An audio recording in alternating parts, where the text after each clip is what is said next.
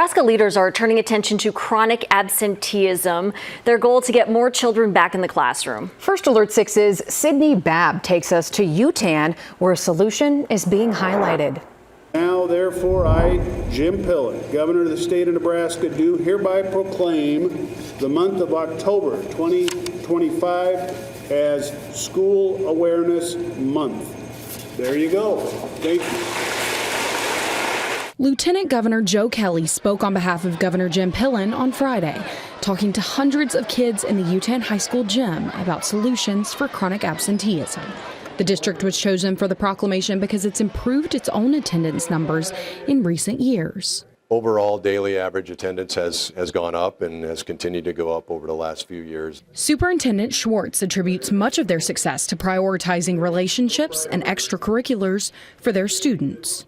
Open communication, providing students additional support when needed. Really just a large number of students who participate in either a co-curricular or extracurricular activity. And usually when kids are connected on that level, getting to school each day usually is not the normal battle that it can be sometimes.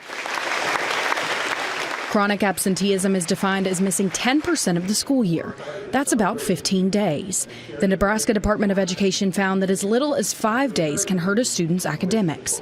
Lieutenant Governor Kelly told First Alert 6 it's going to take everyone's cooperation to improve attendance in the state. It's going to take each school district looking at their numbers, looking at and trying to determine the reasons. You know, the reasons could be different in different school districts for why kids aren't there.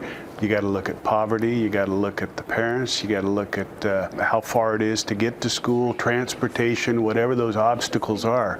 So identify the obstacles first and then see what the community can do. For UTAN, they know that programs connecting high school students with younger students and providing plenty of extra activities are what works for them, motivating kids to return each day. In UTAN, I'm Sydney Babb, First Alert 6. According to the Nebraska Department of Education, 68,000 students were chronically absent in the state last year. Their goal is to reduce that number by at least half before 2030.